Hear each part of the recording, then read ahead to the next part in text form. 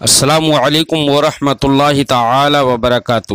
جامعہ رضویہ منظر اسلام کے on line سبق میں آپ کا خیر مقدم ہے۔ پیارے بچوں، کھولتے ہیں اپنی کتاب شرح الجامی، صفحہ نمبر 52-53۔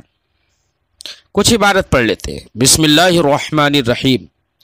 وزن الفعل وهو كون الاسم على وزن يعد من اوزان الفعل، وهذا القدر لا يكفي في سببيته منع الصرف، بل شرطه فيها أحد الأمرين، إما أن يختص في اللغة العربية به أي بالفعل، بمعنى أنه لا يوجد في الاسم العربي إلا منقول من الفعل كشمر على صيغة الماضي المعلوم من التشمير، فإنه نقل من هذه الصيغة وجعل علما للفرس، وكذلك بذر لماء وعثر لموضع وخصم لرجل،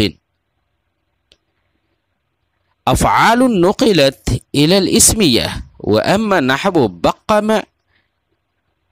اسما لضبع معروف وهو العندم، وشلم علما لموضع بالشام، فهو من الأسماء العجمية المنقولة إلى العربية، فلا يقدح في ذلك الاختصاص. ومثل ضرب على البناء للمفعول إذا جعل علما لشخص فإنه أيضا غير منصرف للعالمية ووزن الفعل، وإنما قيدنا بالبناء للمفعول فإنه على البناء للفاعل غير مختص بالفعل، ولم يذهب إلى منع صرفه إلا بعض النحاة الى آخر العبارہ۔ پیارے بچوں، آج کے اس سبق میں صاحب کافیہ ایک دوسرے منع صرف، یعنی جب الف نون زائدتان کی بحث سے فارغ ہو گئے تو وزن فعل کی، جو کہ ایک اسباب منع صرف سے ایک سبب ہے، اس وزن فعل کی بحث میں شروع ہو گئے۔ فرماتے ہیں کہ وزن فعل بھی اسباب منع صرف سے ایک سبب ہے، تو وزن فعل اسباب منع صرف سے ایک سبب ہے، اس کے لیے دو شرطیں ہیں، دو میں سے کوئی ایک شرط ہونا ضروری ہے، وہ تبھی منع صرف میں مؤثر ہوگا، غیر منصرف ہونے کا سبب تبھی بنے گا وزن فعل جبکہ اس کی یہ شرط، دو میں سے کوئی ایک شرط پائی جائے۔ کیا ہے شرط؟ تو سب سے پہلی بات یہ ہے کہ اسم لغت عرب کے اندر مختص ہو وزن فعل کے ساتھ، یعنی وہ اسم مختص نہیں بلکہ یہ کہو کہ وہ وزن فعل کے ساتھ مختص ہو، اور اسم کے اندر وہ وزن فعل منقول ہو کر پایا جاتا ہو، فعل کے ساتھ مختص ہوگا اور پھر وہ اسم کے اندر پایا جاتا ہوگا تو خلاف عادت پایا جائے گا اسم کے اندر، اور جو خلاف عادت کسی میں پائے جائے وہ ثقیل ہو جاتا ہے۔ تو اب اگر وزن فعل کے ساتھ مختص ہے اور اسم کے اندر منقول ہو کر پایا جاتا ہے تو وہ خلاف عادت پایا جاتا ہوگا، تو جب خلاف عادت ہوگا تو وہ ثقیل ہوگا، تو اپنے ثقل کی بنا پر وہ غیر منصرف ہونے کا سبب بن جائے گا، وہ مؤثر ہوگا۔ بات سمجھ میں آئی بچوں؟ تو سب سے پہلی چیز تو یہ ہے کہ وزن فعل عربی زبان میں فعل کے ساتھ مختص ہو، فعل ہی کے اندر وہ وزن پایا جاتا ہو۔ مثال کے طور پر شمرا ہے، ضربا ہے۔ شمرا باب تفعیل سے، شمرا یشمر و تشمیر، کپڑے کو لپیٹنا، اٹھانا، سمیٹنا، یہ فعل کے ساتھ مختص ہے۔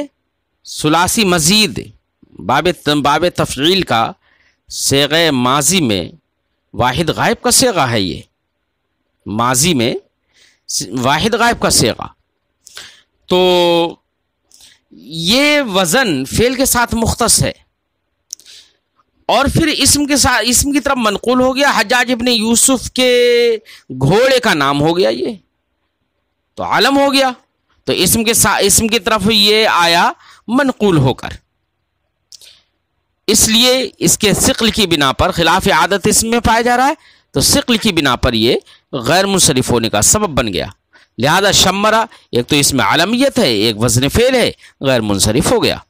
ایسی ہی ضرب صاحب قافیہ نے مثال دی، ضرب فعل مجہول، ضرب فعل مجہول کی مثال اس لیے دی کہ فعل مجرد میں جو معروف کا صیغہ ہوتا ہے نا، مثلا فعلہ کے وزن پر، تو معروف کا صیغہ جو ہے وہ فعل کے ساتھ مختص نہیں ہے،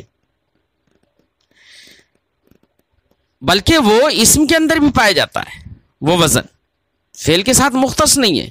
اور ساتھ ہی ساتھ یہ کہ جو معروف کا صیغہ ہے جو اس فعل کے ساتھ ایک تو مختص نہیں، اسم کے اندر بھی پایا جاتا ہے، دوسری یہ کہ اس کے غیر منصرف ہونے کی طرف تمام نحات نہیں گئے ہیں بلکہ بعض نحات گئے ہیں، اس لیے صاحب قافیہ نے وہ مثال پیش کی ہے ضرب مجہول والی، جس میں جو وزن فعل کے ساتھ مختص ہے، اسم کے اندر وہ وزن نہیں پایا جاتا ہے سوائے منقول ہو کر۔ اور دوسری یہ کہ ضرب تمام نحویوں کے نزدیک ضرب یعنی جس وقت کہ فعل ماضی مجہول مجرد میں جبکہ کسی کا نام رکھ دیا گیا ہو تو وہ غیر منصرف ہوگا، کیونکہ نام رکھ دیا گیا ہو، کسی کا علم ہو گیا ہو تو وہ اسم کے اندر وہ وزن پا لیا گیا، جب اسم کے اندر وزن پا لیا گیا تو اب وہ غیر منصرف، وہ علمیت کی وجہ سے، وزن فعل کی وجہ سے، تو یہ سب کے نزدیک غیر منصرف ہے۔ اس لیے صاحب قافیہ نے ضرب مثال پیش کی ہے، ضرب سمع وغیرہ جبکہ کسی کا علم ہو جائے۔ بات سمجھ آئی بچوں؟ تو پہلی شرط کیا ہے کہ وہ وزن فعل کے ساتھ مختص ہو، اسم کے اندر منقول ہو کر پایا جاتا ہو، جیسے کہ شمرہ اور ضربہ۔ اور اگر اسم کے وہ وزن فعل کے ساتھ مختص نہ ہو بلکہ اسم کے اندر بھی پایا جاتا ہو وہ، تو اب جہت مشابہت بالفعل مضبوط کرنے کے لیے شرط یہ ہوگی کہ اس کے شروع میں حروف عطینہ میں سے یعنی حروف مضارع میں سے کوئی حرف ہو اور وہ تا کو قبول نہ کرتا ہو، یعنی اس کی مؤنث تا کے ساتھ نہ آتی ہو، تو یہ شرط ہوگی۔ حروف عطینہ میں سے کوئی حرف اس کے شروع میں ہو اور تا کو قبول نہ کرے، جیسے مثال کے طور پر حروف عطینہ میں سے کوئی حرف اس کے شروع میں ہو، اس کی جیسے مثال احمر ہے۔ احمر یہ فعل کے ساتھ یہ وزن مختص نہیں ہے، اسم کے اندر پایا جاتا ہے، کیونکہ یہ احمر کیا ہے، اس میں تفضیل ہے، اسم کے اندر پایا جاتا ہے، فعل کے ساتھ مختص نہیں ہے، لیکن اس کے شروع میں حروف عطینہ میں سے ایک حرف یعنی حمزہ ہے۔ جب حمزہ ہے تو فعل مضارع کے حرف اس کے شروع میں آ گیا تو فعل مضارع کے ساتھ اس کی مشابہت قوی ہو گئی۔ ایک تو یہ کہ پہلے وزن فعل، یہ فعل کا وزن ہے، اسم کے اندر بھی پایا جاتا ہے، فعل کے اندر بھی پایا جاتا ہے، تو ایک تو فعل کے اندر پائے جانے کی وجہ سے وہ مشابہت تو تھی ہی، ساتھ ہی ساتھ حروف عطینہ میں سے ایک حرف شروع میں آ گیا تو فعل مضارع کے ساتھ مشابہت تھوڑی بڑھ گئی، تو اب یہ غیر منصرف ہو گیا۔ کیوں؟ اس لیے وزن فعل ہے، اور دوسرا کسی کا وزن فعل ہے تو کسی کا نام رکھ دیا جائے تو عالمیت کی وجہ سے، اور نام نہ رکھا جائے تو وصفیت کی وجہ سے۔ بات سمجھائی بچوں؟ تو دونوں شرطیں تھیں، کیا؟ ایک تو یہ کہ اس کے شروع میں حروف عطینہ میں سے کوئی حرف ہو، اور دوسرے یہ کہ اس کے وہ تاکو، اور اس کے اندر دوسری بات یہ تھی کہ وہ تاکو قبول کرنے والا نہ ہو۔ تو احمر یہ تاکو بھی قبول نہیں کرتا ہے کیونکہ اس کی مؤنث حمرا آتی ہے، احمرتن نہیں آتی ہے۔ بات سمجھ میں آ گئی بچوں؟ لہذا اب اسی پر تفریق کرتے ہوئے ہم یہ کہہ سکتے ہیں کہ یعملن جو ہے وہ منصرف ہوگا، غیر منصرف نہیں ہوگا۔ کیوں؟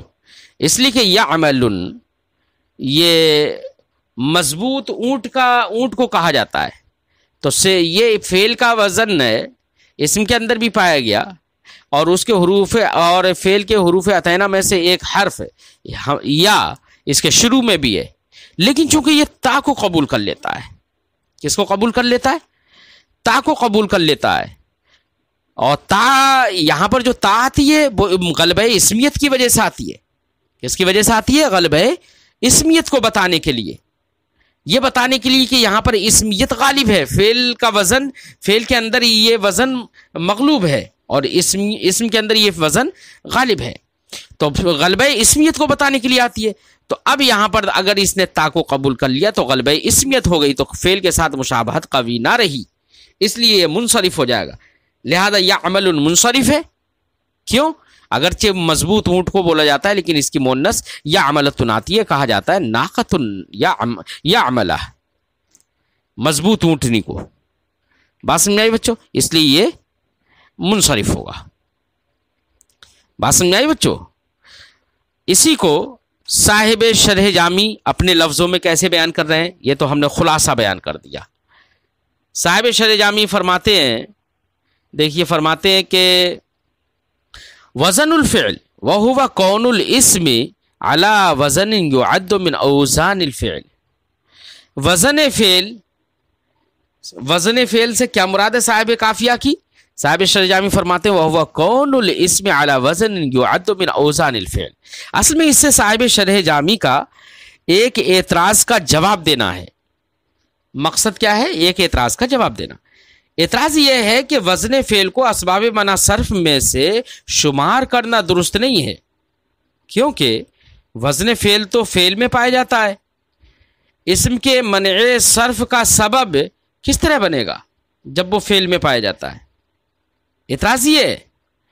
تو جواب کا خلاصہ یہ ہے، صاحب شرح جامی نے جو جواب دیا ہے، جواب کا خلاصہ یہ ہے بچوں کہ وزن فعل سے مراد اسم کا ایسا وزن ہے، اسم کا ایسے وزن پر ہونا ہے جو وزن فعل کے اوزان میں سے شمار ہو، یعنی وہ فعل اسم ہی کا وزن ہو لیکن ایسے وزن پر ہونا ہے جو وزن فعل میں سے فعل کے اوزان میں سے شمار ہو، لہذا اسم میں پائے جانے کی وجہ سے اسم کے منع صرف کا وہ سبب بنے گا۔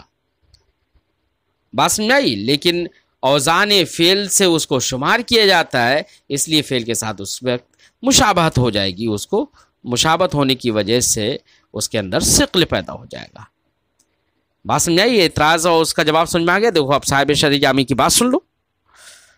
صاحب شرح جامی کیا کہتے ہیں؟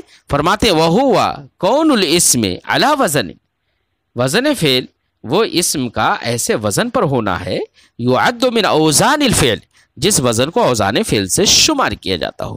وهذا القدر لا يكفي في سببيته منع الصرف، صرف اوزان فعل میں سے کسی وزن پر ہو جانا یہ اس کے غیر منصرف کے سبب ہونے میں کافی نہیں ہے، بلکہ اس کے لیے بھی ایک شرط ہوگی۔ کیا ہے؟ بل شرط ہو، بلکہ اس کی شرط یہ ہے، بل شرط ہو فیہا، بلکہ وزن فعل میں اس کی غیر منصرف کا سبب بننے کے لیے شرط، سببیت میں اس کی شرط احد الامرین، دو امروں میں سے ایک ہے۔ اما یختص، دو امر میں نے بتا دیے ہیں، یا تو وزن فعل فعل کے ساتھ مختص ہو اور اسم کے اندر منقول ہو کر پایا جاتا ہو، یا یہ کہ فعل کے ساتھ مختص نہ ہو تو کم سے کم تو یہ ہے کہ اس کے شروع میں حروف عطینہ میں سے کوئی حرف ہو اور وہ تا کو قبول نہ کرتا ہو۔ یہ دو امروں میں سے کوئی ایک امر ہونا چاہیے، یا تو اختصاص ہو یا اس کے شروع میں عطینہ میں سے کوئی حرف ہو اور وہ تا کو قبول نہ کرے۔ فرماتے ہیں اما یختص فی اللغت العربیہ، یا تو یہ ہے کہ وہ مختص ہو وزن فعل لغت عربیہ میں فعل ہی کے ساتھ، بہی اے بالفعل، فعل کے ساتھ مختص ہو۔ فعل کے ساتھ مختص ہونے کا معنی کیا ہے؟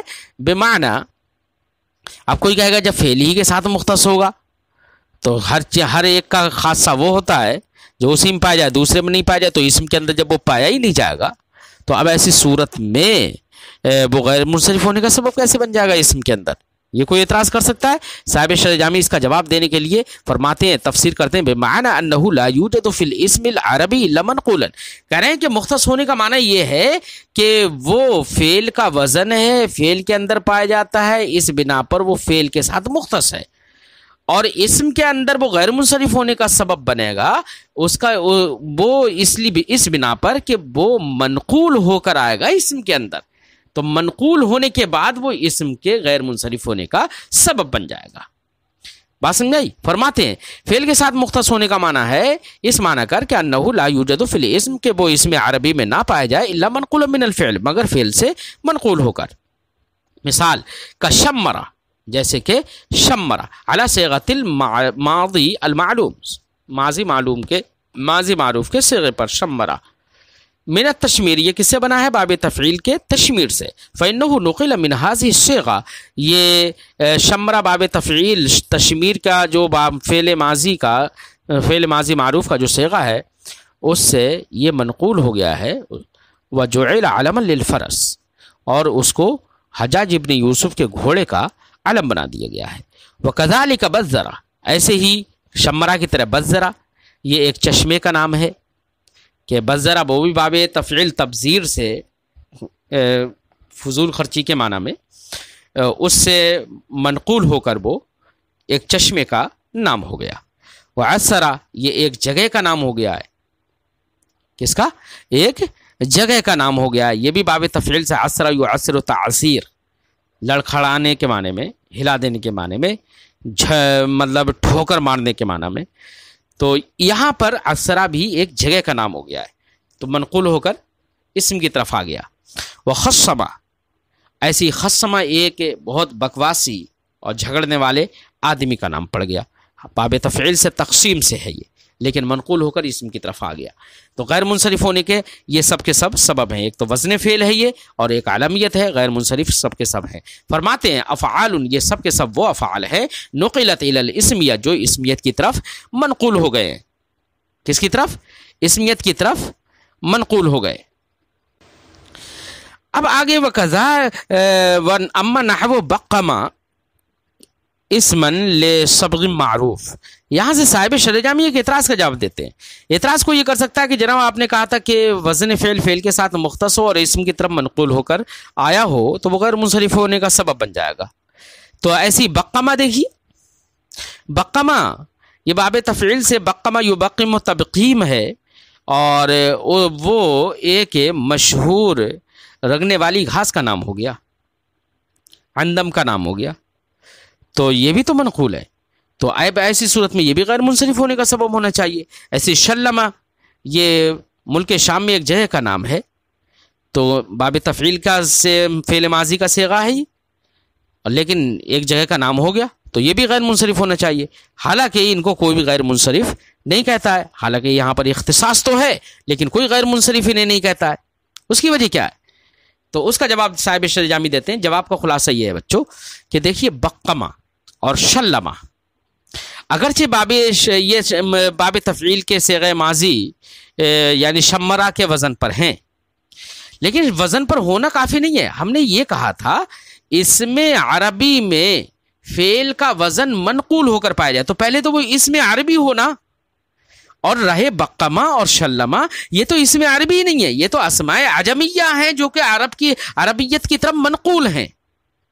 تو جب اسماء عجمیہ ہیں، ہمارا کہنا یہ تھا کہ اسم عربی کے اندر وزن فعل منقول ہو کر پایا جائے تو وہ تو اسم عربی ہونا چاہیے، اور یہ سب کے سب اسماء عجمیہ ہیں. اس لیے یہ یہاں پر وہ وزن فعل جو ہے، وزن فعل کا صیغہ یہاں پر غیر منصرف ہونے کا سبب نہیں بنے گا. غیر منصرف ہونے کا سبب وہاں پر بنتا ہے صیغہ وزن فعل جہاں پر وہ اسم عربی ہو اور فعل کا وزن اس میں منقول ہو کر پایا گیا ہو. یہ تو اسماء عجمیہ ہیں، اسماء عربیہ ہے ہی نہیں. تو اگرچہ یہاں پر فعل کا وزن مختص ہے لیکن اس سے کوئی اعتراض نہیں پڑے گا. فرماتے اما نحو بقمہ، رہا بقمہ جیسی مثالیں جو کہ ایک مشہور رنگنے والی گھاس کا نام ہے، وہ العندم، وہ عندم ہوتی ہے. وہ شلمہ، اور شلمہ یہ ایک وہ ملک شام میں ایک جگہ کا نام ہے. فہو من الاسماء العجمیہ المنقولہ الی العربیہ، یہ تو سب کے سب ان اسماء عجمیہ سے ہیں جو کہ عربیہ کی طرف منقول ہیں. فلا یقدح فی ذلک الاختصاص، تو اگرچہ جو ہم نے کہا کہ وزن فعل کے ساتھ مختص ہو تو اس میں اگرچہ وزن فعل پایا جا رہا ہے لیکن یہ اس اختصاص میں نقصان دہ نہیں ہوں گے، ان سے اعتراض نہیں پڑے گا.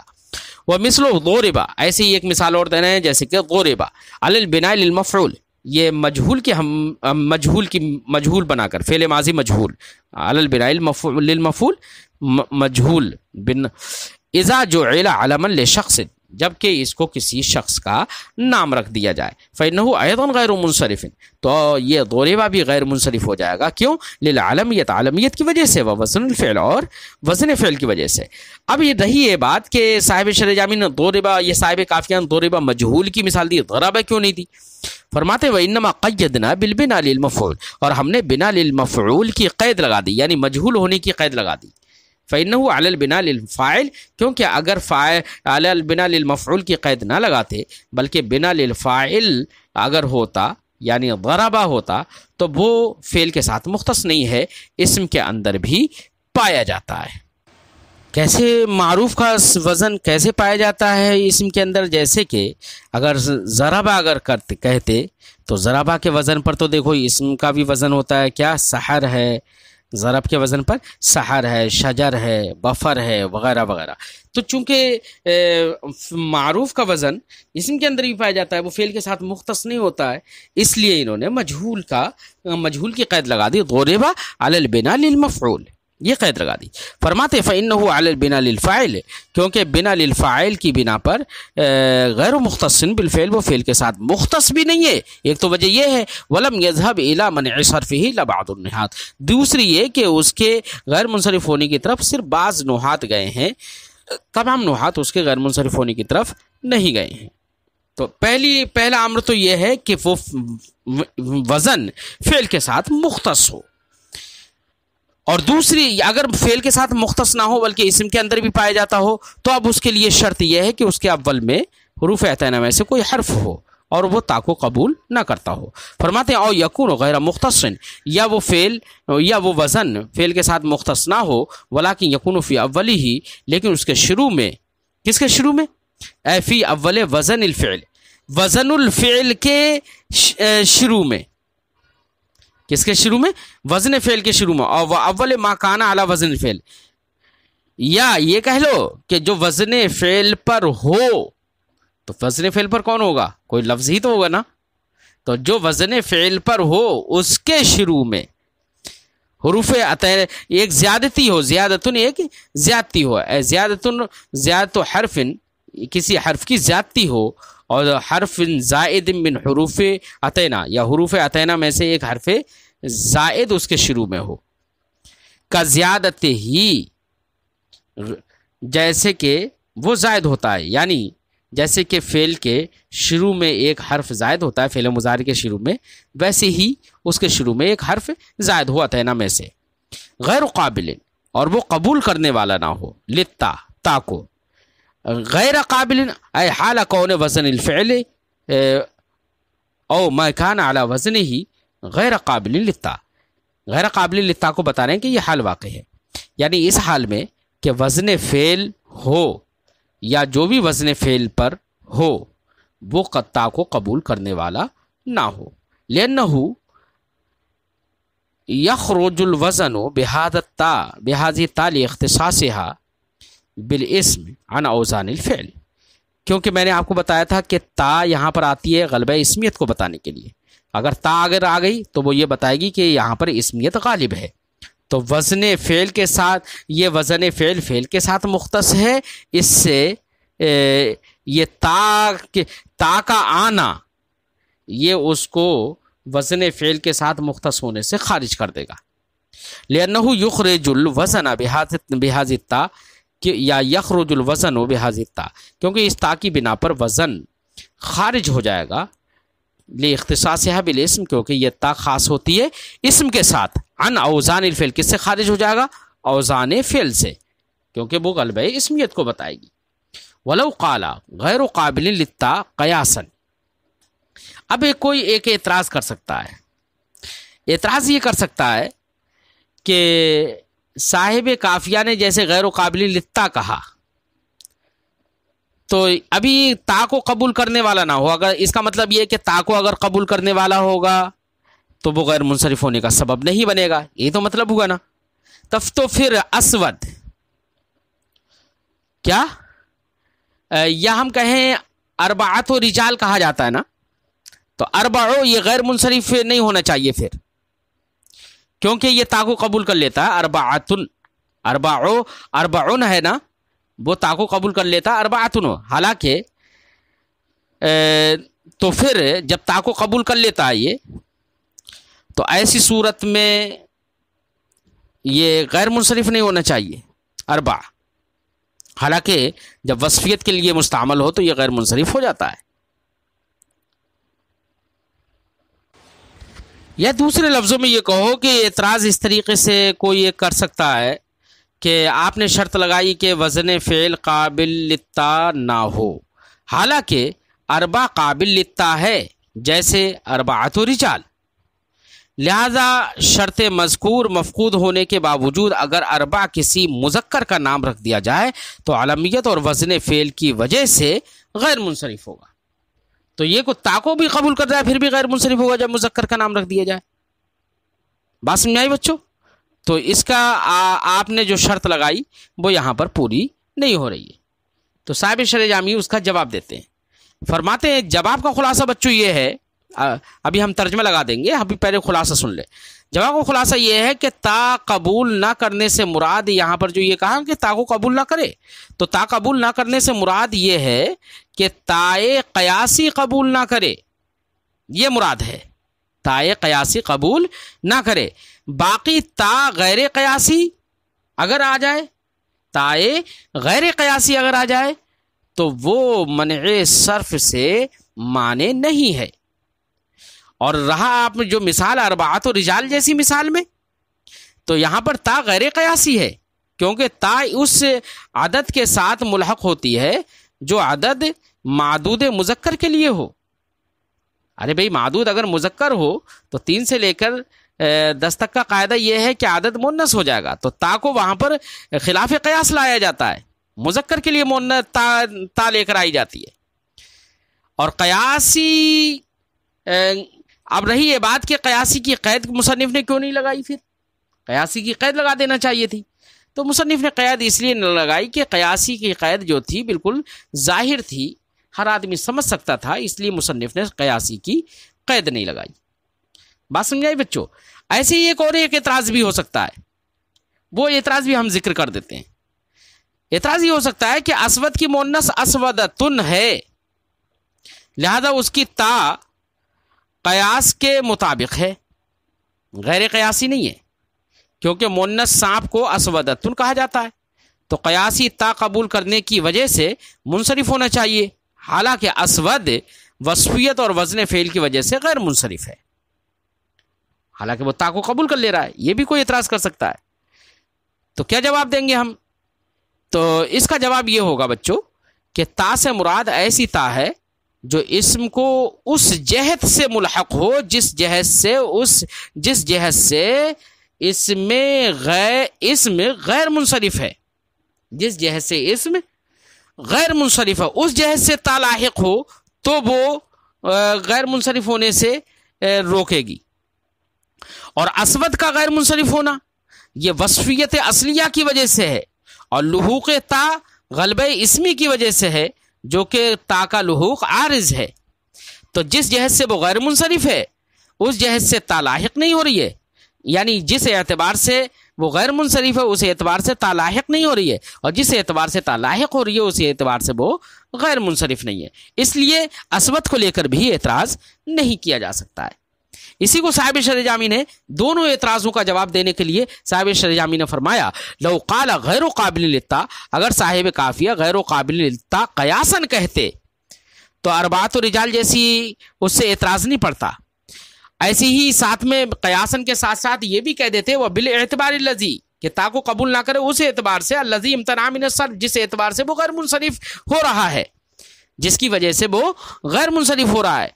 لم یرد، اگر یہ صاحب کافیہ کہہ دیتے لم یرد علیہ تو اربعوں سے اعتراض نہیں پڑتا، اذا سمع به جبکہ اربع سے کسی مذکر کا نام رکھ دیا جائے، فإن لحوق التا به لتذکیر، کیونکہ تا کا لحوق اربعون میں یہاں پر تذکیر کے لیے ہوگا، فلا یکون قیاسا، تو یہ قیاسی نہیں ہوگا بلکہ غیر قیاسی ہو جائے گا، جیسے کہ اربعۃ رجال میں۔ किसी का नाम अगर रख दिया जाए। वला असवद, और ना ही एताज पड़ेगा असवद से, फ़इन्ना मजीअत ता, क्योंकि असवद में ता का आना असवदतुन मोन्नस हय्या मोन्नस के लिए, यानी मोन्नस सांप के लिए असवदतुन कहा जाता है ना, तो ता आ जाती है उसमें। लैस बेइतिबारिल वस्फिल असली, यहाँ पर ता का लुहूक ये वस्फ़ असली के एतबार से नहीं है, अल्लज़ी लिअजलिही, जिस वस्फ़ असली की वजह से वो गैर मुनसरिफ होने का सबब बन रहा है, वो गैर मुनसरिफ हो रहा है।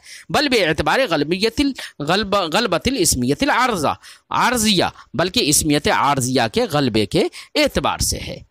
तो जिस एतबार से वो गैर मुनसरिफ है उस एतबार से ताका लुहूक नहीं है, और जिस एतबार से ताका लुहूक है उस एतबार से वो गैर मुनसरिफ नहीं है, इसलिए यहाँ पर यह गैर मुनसरिफ होने का सबब बनेगा। वमिन सम्मा अदम कबूलिता, वमिन सम्मा, इसी वजह से, किस वजह से, मिन अजल इश्तरात आदम कबूलिता, यानी जो ये शर्त लगा दी है कि वो ताको कबूल ना करे, इसी वजह से इम्तना अहमर, अहमर तो गैर मुनसरिफ होगा, अहमर मुनसरिफ होने से मुमतना होगा। क्यों? ले वजूद ज़ियादतिल मज़कूरा, क्योंकि उसके शुरू में ज़ियादत मज़कूरा भी है, माँ आदम कबूलिता, साथ ही साथ वो ता को कबूल भी नहीं करती है। वन सरफ़ा यामलुन, और यामलुन मुनसरिफ होगा ले कबूल हित्ता, क्योंकि वो ता को कबूल करता है। ले मजी यामलतुन, क्योंकि यामलतुन आ जाता है नाक़तिल क़विय्या, मोन्नस ताकतवर ऊँटनी के लिए यामलतुन आ जाता है, जो कि ताकतवर होती है चलने में और काम करने में। बात समझ आई बच्चों? तफरीक कर दी।